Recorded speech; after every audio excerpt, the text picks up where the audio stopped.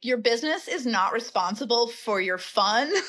You can just have a hobby that you don't have to make money off of. You can just spend money on a hobby and have fun. Your business makes the money, so then you can go out and spend that money.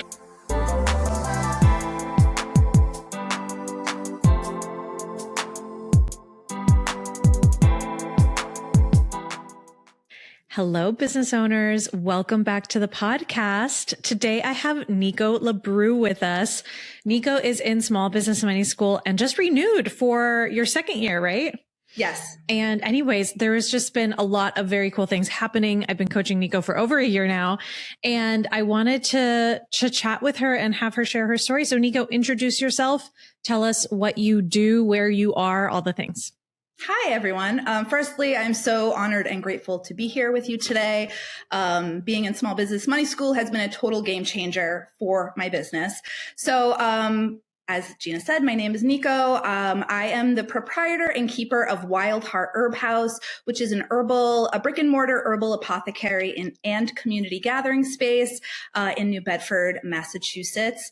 We have a really picture perfect ivy covered brick cottage at the entrance to public gardens. You can see I have a wall of herbs behind me. It's a really beautiful dream and vision that has come to be. We sell our own house-made herbal tea blends, herbal cacao blends, herbal body oils and salves, along with dried herbs and other products that are made by local herbalists. Amazing. You know, every time you talk about your shop, I went to high school on Whidbey Island in Washington State. And the way you describe it feels a lot like the Puget Sound, very seasonal, right? You're a highly seasonal business. There's highs and lows. Are you on an island? No, but I'm right on the coast. There's lots of islands like Martha's Vineyard and Nantucket, are the islands of Massachusetts that the ferry to get to them is right downtown. So we're right on the coast, just a couple minutes from the beach, but not an island. Beautiful, beautiful. Okay, well, tell us, when did you start your business and why? Yeah, so the brick and mortar herbal apothecary has been open for 2.5 years now, but I have been an entrepreneur in one way, shape, or form since I was in my early 20s, so over 20 years ago. I always knew that owning my own business was going to be for me. There's a huge story of a journey there, but it was right before COVID, actually. I started really getting into yoga and meditation and herbalism, took my business online, started teaching lots of classes and gatherings online, which was very serendipitous because then everything got closed down right away. Then after teaching online for a couple of years, which was so great, learned so much, and then people were really craving that in-person community and that in-person connection. So I started teaching classes at private residences, at community centers, all sorts of different types of places where people gather, teaching about drinking herbal infusions and making herbal body oil and how you can connect with the world around you for your well-being in so many ways. And then as I was teaching these classes, people were always asking me, where can I get herbs? And I didn't really have a great answer. There's the closest herbal apothecaries are probably a good 45 minutes to an hour away. So there was just such a need I want to be yes, I have an herb shop. That's where you can come buy my herbs. I was also, during COVID, going through a divorce, selling my home, kind of really going through a big revisioning of my life. And I really took it as a second chance of okay, what is the life that I want to build? I feel like I did so many of the shoulds that we feel pressured to do. And I was what do I really want? What is the life that I want to build for myself and for my family? So I really went for it. And here I am today. I love it. Okay. So you've had the shop for 2.5 years. Yes. Tell us the money side of things a little bit. Yeah. First of all, I'm always so nosy. I like to be nosy on the podcast. What's your revenue approximate size so people can be okay, maybe I'm a similar revenue to her, or maybe a little ahead, a little bit this behind. year we're going to reach 100K in revenue. Amazing. Amazing. Tell me like cause I know opening brick and mortar is expensive and it's like expensive before you necessarily make any money. What was that process like financially to open the shop? Honestly, I think I'm glad that I wasn't so financially savvy when I opened, because maybe when I crunched the numbers a little bit more accurately, I wouldn't have gone for it. But through getting divorced, I sold my home. So I had some of my own money that I could invest in something. So I'm completely self-funded just through my own blood, sweat, and tears. And like I said, money from selling my home. So I did a rough estimate. I have a pretty reasonable rent. Herbs buying in bulk is not that expensive. I always knew that I wanted to collaborate with local makers. So I bought and bartered and consigned products to sell in my shop from other people. And then I knew that I wanted to make my own herbal tea blends. And that has really been the backbone of our business. So there was the upfront costs were basically buying inventory and then a couple months rent before we opened. So I did invest probably like $20,000 or $30,000 in opening. And I kind of like didn't realize that at the time. Some of that debt I am still paying off in a very effortless, have a plan for it way, which I'm grateful for that for you. But one of the things that you said that I've learned from you is like, don't use your business as your personal ATM. And I was absolutely doing that at the beginning. So I was paying myself too much. I wasn't really managing my funds and managing inventory appropriately. And then in the past year. So we'd only been open for, I guess, about a year and a half when I joined Small Business Money School. I knew I'd always managed my own finances, but in the past, when I was just working from home or just teaching online, there wasn't so much money going out and there wasn't as much money going in. So there was just more money to manage, and I needed to have a plan for it to understand cash flow better and to understand like how am I going to pay off this debt. So is that the primary reason you joined the program? Yes. I think one of your master classes was like, pay off 20K in debt or 10K in debt or something like that. And I was like, yes, I've been trying to do that with like a hope and a prayer and like not a real plan. And then I attended your webinar and I was like, yes, that's exactly what I need. And then I've just been implementing your systems. And I am pleased to say that in times in the past where I was very bothered about things, one of the things you teach is being unbothered. And I am so much more unbothered about the flow of money and so much more confident in what I'm building. So it's just been a lot more easy and since having a plan in place. What do you attribute to that? Because the person listening to this who's like, Nico, I'm very bothered. I'm very bothered by the money. It's keeping me up at night. Okay. So for people listening, Nico's computer just like messed up. It's done. So she's on her phone. So anyways, we got cut off. But I was saying, isn't it amazing how just having a buffer in your it's like, it's such a simple thing, but when you implement it, it's actually life-changing. And I feel like this is such a great example of the same exact circumstance 1 year apart, feeling completely different with the rent. I'm curious for the people listening. Again, I'm going to ask you this kind of question a lot. Okay, cool. Have a buffer. How did you build the buffer? That's a good question. I think part of it was like, again, stopping to use my business account as just like an ATM. Like when I needed money in my personal account, I would just like transfer it over. Now I've gotten way more organized in my own personal finances. So now I pay myself a set amount. So I'm not just like, oh, I need $100 and like taking it out. Another thing that I just didn't know just from naivety was I was ordering way too much inventory. So I was spending too much money on inventory that was sitting on shelves. And I think through a coaching call, someone was like, yeah, the inventory that you should have is like that you're going to sell in 1 to 2 months. And I was like, oh, I'm getting way more inventory than that to save on like shipping costs. Cause it's like, spend this amount of money, get free shipping. And I was coached like, this money that you're saving on free shipping is like not worth spending that extra, is not worth losing that amount of cash. So that was a big difference that I made. So I started making, instead of ordering things for like 6 months, I was just making smaller, more regular orders from vendors. So that definitely freed up some money. And then just, just being more cautious, spending money on things that I needed instead of things that I wanted. But also to say that the first, year and a half in business was a lot of trial and error. Like, let's see what works. Let's see what doesn't, which I knew was going to happen. And then it's like, do less of the things that aren't working, do more of the things that are. So that really helped. And then, year after year, we see a 40% increase in revenue.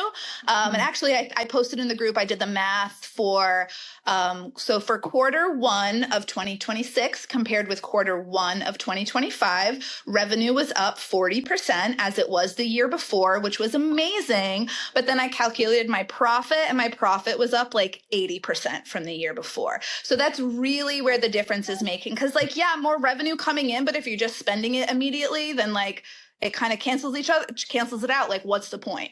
That's so amazing. And profit, right? It's like, I always say profit has 3 jobs. You use your profit. Part of it has to be used to pay for taxes. Part of it is used to pay off any existing debt. You have to, like, people forget this, that like debt payments come from profit. Debt payments are not before profit. And a part of it is used to pay you. So I'm always like, more profit is always better. It's always better, even if it means higher taxes, because it means just essentially more disposable income left. Yeah. I love it. So I was definitely more lean with the inventory we have, focused more on products that we're making in-house, which by just have a much higher profit margin, and then really focusing energy on our best-selling product, which is our herbal tea blends. I always tell product-based businesses that it's always about ordering. It's always about ordering. And there's always like I'm saving money on shipping, or I get a bulk discount, a 5% bulk discount or a 10% bulk discount if I order in bulk, or an early bird. Like, a lot of my clients have like gift shops, and then they'll order stuff for Christmas, like ornaments or Christmas paraphernalia. And if they order it in July, they get X amount off. And I'm always saying, the percentage you're saving isn't worth the interest you're paying on the debt, especially 100%.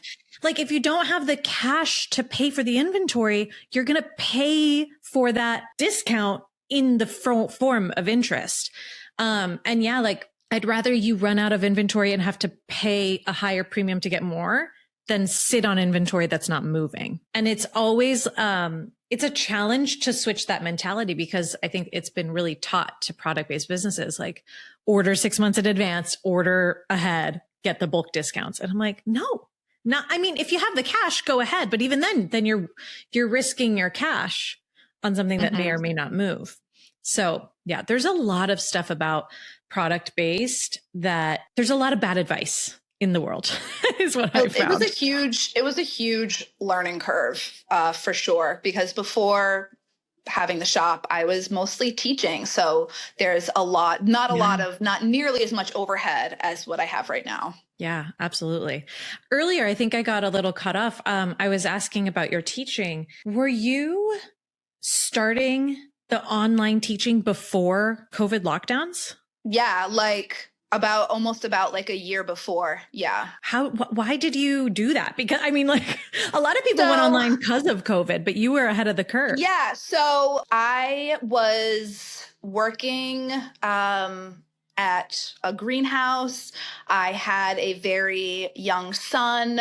And then I was teaching classes in person, different kinds of yoga classes, meditation classes, herbalism classes. And then I was doing the math, and I was like, I have to teach so much to like make a salary. Like my classes were selling out. It was super fun, but I'd make like, you know, $500 teaching a class, but that class was like 2 weeks worth of work, if not more, just with all the promotion and the setup and everything. And I was like, whoa, wait a second, this is not sustainable. So then I started doing more just like, okay, well, what else can I do? And I came upon the online option, which seemed really fun and really great. So I launched a little mini online course. It was actually called Elements of Abundance, and it was all about connecting with the different elements through breath, through herbalism, through movement, and like what the elements can teach us. And I think 20 something people signed up for that program. So that just felt like a huge win, a huge success. And then I had that had pre-recorded content and like a live element to it. And then, so I was kind of already set up for when COVID happened. And then I started a membership that was, again, herbalism, yoga, meditation. It was kind of, we met weekly. It was kind of like, let's get through this really tough COVID winter together. So that was also really successful. And I like doing the online thing. I'm sure I will do it again in the future, but I'm really focused on the in-person right now. I'm very like, after the shiny things, and it's very easy for me to like pivot and go do the next thing. But I am really focused on growing my business and making enough money to pay myself like a good salary. So I'm not doing all of the things anymore. I'm really focused on the shop and specifically the tea. So maybe I'll do that again. And then, like I said, I'm so sick of Zoom, maybe like 2 years into COVID. And that's when I started kind of branching back out. And I did a little bit of both. I did some online things and then some in-person things. And then since I opened the shop, my focus has really been here. I feel like that's like a masterclass right there. And if we don't summarize it, people might not catch it, which is, it's so important. I know maybe this is like beating a dead horse. Maybe you have heard this message before, but it's so important to focus on your winners and double down on them and not get distracted by adding. Especially I find once you've identified the winner, like, okay, herbal tea blends, that's the winner. We're going to focus on it and we're going to kind of simplify the shop. After you've done that and after you're like, oh, that worked, my profit increased 80%. There's such a temptation to be like, okay, now I can add something else. Great. Now I figured it out. Now I can add something else and add something else and add something else. And that's, I find, the trap. That's when you like go back to your old ways of maybe being spread a little too far. Did you have that temptation after you kind of saw that profit number? Oh my God, always. I'm always talking myself. I have ADHD. I'm very good at starting things. I am very not good at finishing things, especially things that have like multi-steps. I've created like a really concise system of just like, these are the absolute things you have to do this week. And then you can work on kind of other products. At the beginning of this year, I thought I'd branch out more into wholesale. I actually brought that to the group coaching of like, what do I do now? Do I focus on getting more sales at the shop? Do I focus on increasing online retail sales revenue? Do I start selling wholesale to other places? And the advice I got was just to like, I think I was asked like, is there room for growth just like at the brick and mortar, like in person? And I was like, yes, absolutely. So that's actually what my like 90-day project is. That's what I'm currently focusing on right now. And I actually also kind of on the side sometimes support other small businesses that are, haven't been around as much as I am. And one of the things I tell them and that I constantly have to remind myself is you can do everything. You just can't do everything at the same time.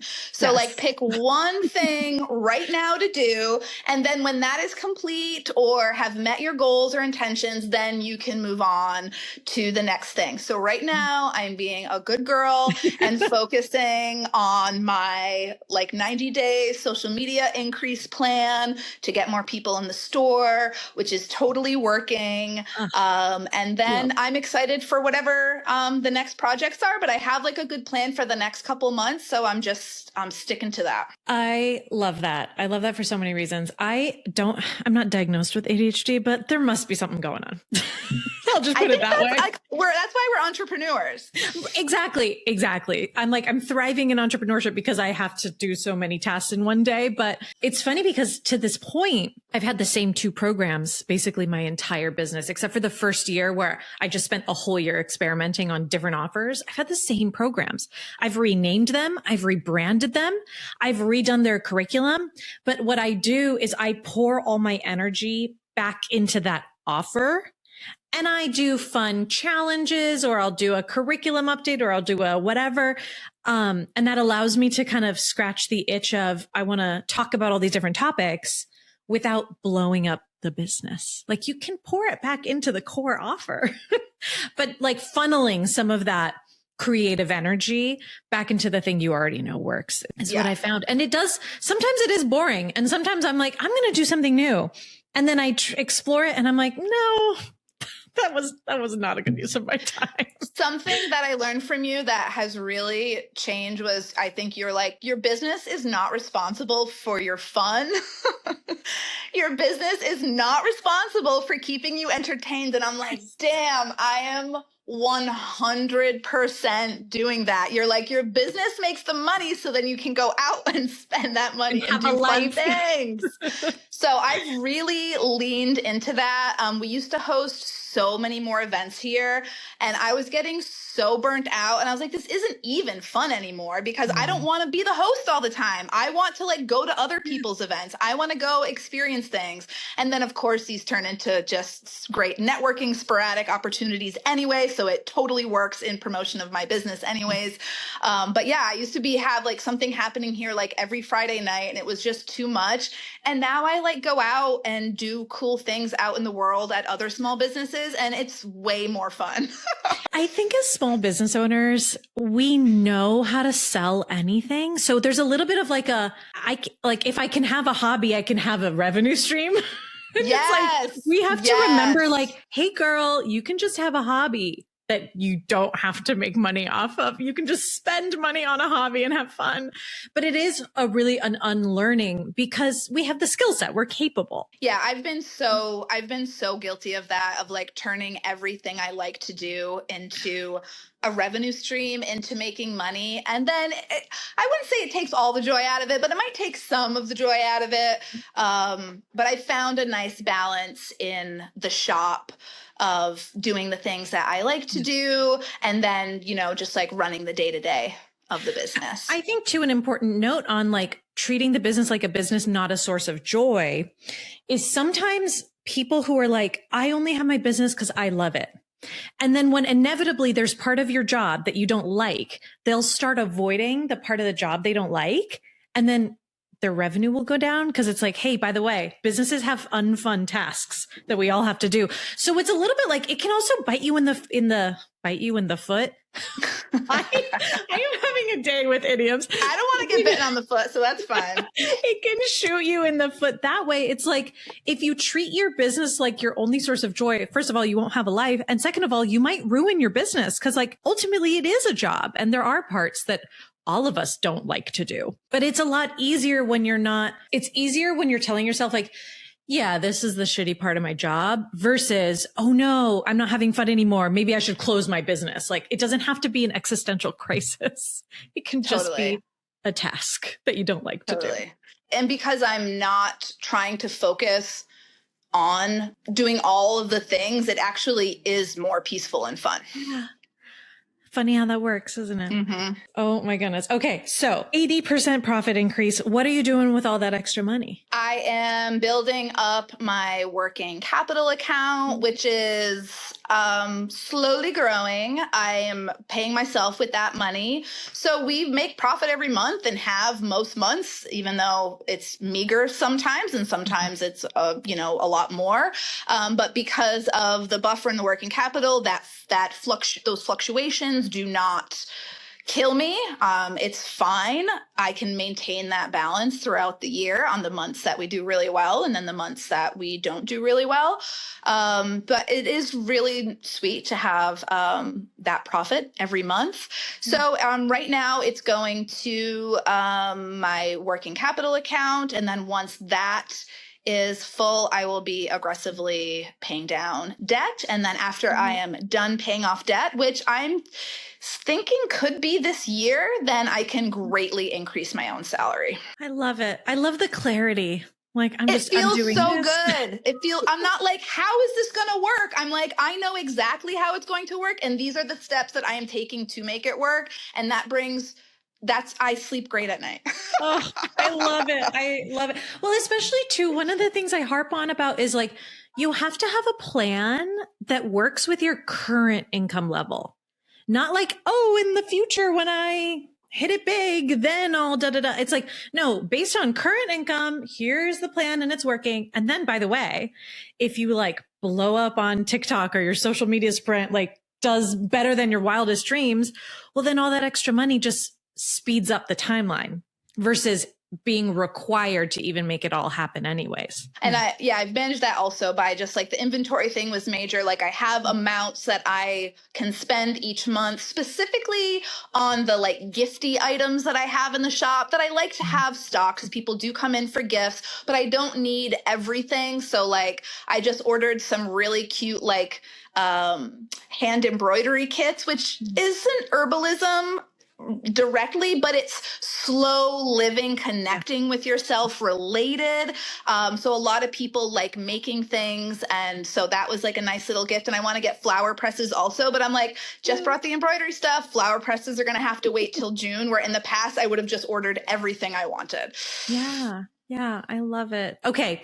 For the person listening, who is maybe identifying with you, multi-passionate entrepreneur, brick and mortar, product-based, who is maybe where you were 2 years ago, what advice would you, let's just to end us off, what advice would you have for them? What would you, or maybe we'll put it this way, what would you want to say to your younger self from 2.5 years ago to help her out a little? Honestly, it's kind of the same thing I tell myself now, which is like, just keep going. Like, don't give up, keep trying new things. Figure like everything you can figure out. I even remember I made this dedication to myself probably like 5 years ago. I was like, nope, this is it. You are an entrepreneur. You are a business owner, and you're just going to keep doing it until you make it work. Like the reason why it fails is if I give up, and I can try things. And like I said, I'm always learning new things. So it's like, just keep trying things, just keep going, just keep experimenting, just keep making tweaks. And then over time, like you can't not succeed, like because you're learning so much along the way and seeing what resonates. And then, like you said, going deeper in what resonates instead of going wider with a million different things. So I would tell myself that there's going to be great, joyful days, and there's going to be lots of tears, and to just keep persevering and to just keep going. I love it. Roll with the punches, y'all. Yeah. And I so believe that too, like that the only way to fail is if you stop. Because especially as business owners, there's so much coming at us.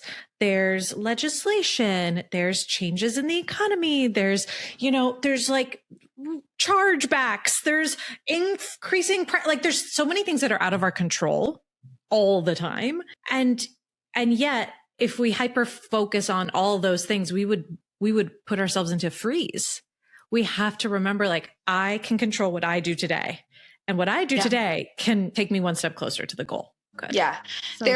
My son this is another big turning point that gave me the courage to like really go for it in my business. My son was hospitalized when he was 5 years old, 5 years ago, with severe appendicitis.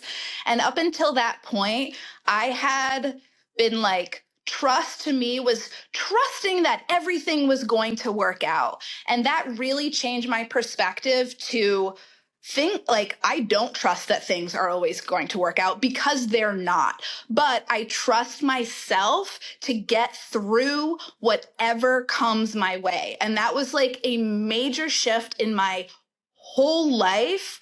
And so when you're talking about all of those outside things changes, like I have no control over that. You have no control over that, but I have control over how I respond to that and the trust that I have in myself to get me through it. I was just talking to a friend about this because she's 24 and going through a major life event. And she's like, Gina, I can do everything right and things will still go wrong. Like I went to the right school. I did the right things. I picked the right guy. I like did all of the things right. And what do you mean it's still not going to work out? Like that's impossible. And I told her, I'm like, I'm glad you're learning this at 24 because you can do everything right and bad things will still happen. You shouldn't put your faith in, if I do everything right, no bad things will happen. Right. You should put your faith in, when bad things happen, I'm capable of handling them. Oof, goosebumps. Life-changing perspective shift. And she was like, okay. She's like, you could see the wheels turning, but it's really painful to live life the other way. And God, bad things happen all the time. So yeah, I'm so 100% on board with that message. Nico, where can people find you? Can they buy anything from you online currently?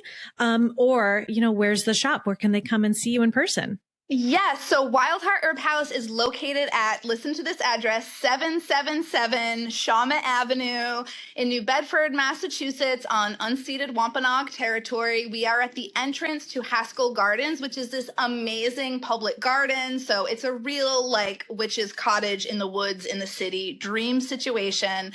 You can purchase our best-selling herbal tea blends, herbal cacao blends, body oils, and salves on our website, which is wildheartherbhouse.com. And please come follow along my social media Instagram journey at wild.heart.herb.house. I'm posting lots of the beautiful flowers blooming, the lush greenery in the garden. We have a really cool event on Friday. My friend has a mobile sauna, so we're doing mobile sauna, cold showers in the gardens, drink herbal tea, pull some oracle cards. We have cool events like that all the time. I teach herbalism classes once a month. And in September, we host Wild Heart Herb Fest, which is a full day of herbalism classes, walks in the garden, community gathering, picnic in the park, just an absolutely beautiful gathering. That's all regional herbalism teachers, and that's in the fall. I love it. It's giving very much practical magic vibes. Yeah. That's the picture I'm getting in my mind. Also, that address is crazy. Yeah. Is that why you rented it? Well, so I am a witch. I am very magical. Little kids come in and they're like, "Are you a witch?" And I'm like, "Yes." So this building, I was having a really hard time finding a regular commercial property. And then a friend had a little pop-up here. And so I was like, oh, what about that spot? So as soon as I showed up, I saw the address and I was like, you've got to be kidding me. And then when I was waiting for it to, I contacted the people, because that's what we got to do. You got to do the things in the real world, and then you got to do the energetic stuff as well. You can't one or the other, they both work best together. Yeah. So it was a new moon, and I was waiting to hear back to see if I could have the building. And I had a little new moon ritual ceremony like I do. And I wrote myself a letter from the organization that owns the property that was we're so happy to have you there. Welcome. And then it was probably a week or two later, I got an email without so many fluffy words saying that I did have the property. But then a couple months later, I got an email from someone else in the organization that used some of the exact words and phrases that were in my witchy note to myself, welcoming me. And I was like, yes. So it's both. It's the energetic, it's the real. Both of them together is the power Magic. Combo. I Yeah. love it. I love it. I love it. Well, I can't wait for people to come and check you out. Thank you, Nico, so much. Thank you so much for everything. I am so grateful to you. Yes, I am unbothered. I am excited about the future, and I have a great plan. So thank you for that. Yay. All right, everybody. We'll catch you guys in the next episode. Take it easy. Bye.